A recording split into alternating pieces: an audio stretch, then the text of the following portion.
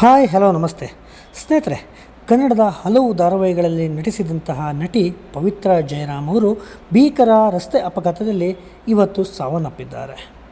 ಮಂಡ್ಯದವರಾಗಿದ್ದ ಪವಿತ್ರ ತೆಲುಗಿನ ತ್ರಿನಯನಿ ಧಾರಾವಾಹಿ ಮೂಲಕ ತೆಲುಗು ಪ್ರೇಕ್ಷಕರಿಗೂ ಹತ್ತಿರ ಆಗಿದ್ದಂಥವರು. ಕರ್ನಾಟಕ ಮೂಲದ ನಟಿ ಪವಿತ್ರ ಜಯರಾಮ್ ಕಾರು ಅಪಘಾತದಲ್ಲಿ ನಿಧನ ಹೊಂದಿದ್ದಾರೆ. ಅವರಿಗೆ ಸುಮಾರು 35 ವರ್ಷ ವಯಸ್ಸಾಗಿತ್ತು. ಕನ್ನಡದ ರೋಬೋ ಫ್ಯಾಮಿಲಿ ಹಾಸ್ಯ ಧಾರಾವಾಹಿ ಮೂಲಕ ನಟನೆಗೆ ಎಂಟ್ರಿ ಕೊಟ್ಟಿದ್ದ ಪವಿತ್ರ ಜಯರಾಮ್ ಅದಾದ ಬಳಿಕ ಸಾಕಷ್ಟು ಸೀರಿಯಲ್ಗಳಲ್ಲಿ ನಟನೆ ಮಾಡಿದರು. ತೆಲುಗಿನ ಜನಪ್ರಿಯ ಧಾರಾವಾಹಿಯಲ್ಲಿಯೂ ಸಹ ಪವಿತ್ರ ನಟಿಸಿದರು. ಪವಿತ್ರ ಜಯರಾಮ್ ಕನ್ನಡ ಪ್ರೇಕ್ಷಕರಿಗೆ ಮಾತ್ರವಲ್ಲದೆ ತೆಲುಗು ಪ್ರೇಕ್ಷಕರಿಗೂ ಸಹ ಬಹಳ ಇಷ್ಟವಾಗಿದ್ದರು. ನಟಿ ಪವಿತ್ರ ಅವರು ಪ್ರಯಾಣಿಸುತ್ತಿದ್ದಂತಹ ಕಾರು ಇವತ್ತು ಬೆಳಗ್ಗೆ ಆಂಧ್ರ ಪ್ರದೇಶದ ಕರ್ನೂಲಿನ ಬಳಿ ಅಪಘಾತಕ್ಕೆ ಈಡಾಗಿದೆ. ಭೀಕರ ಅಪಘಾತದಲ್ಲಿ ನಟಿ ಪವಿತ್ರ ಸ್ಥಳದಲ್ಲೇ ಸಾವನ್ನಪ್ಪಿದ್ದಾರೆ.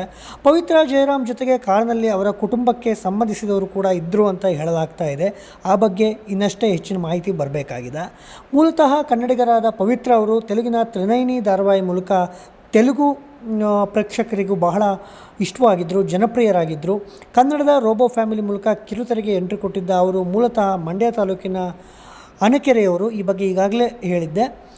ರೋಬೋ ಫ್ಯಾಮಿಲಿ, ಜೋಕಾಲಿ, ನೀಲಿ, ರಾಧಾರಮಣ ಇನ್ನು ಸಾಕಷ್ಟು ಧಾರಾವಾಹಿಗಳಲ್ಲಿ ಪವಿತ್ರ ನಟಿಸಿ ಜನಪ್ರಿಯರಾಗಿದ್ದರು. ಈಗ ತೆಲುಗಿನ ಜನಪ್ರಿಯ ಧಾರಾವಾಹಿಯಲ್ಲಿ ಕೂಡ ನಟಿಸಿದ್ದರು.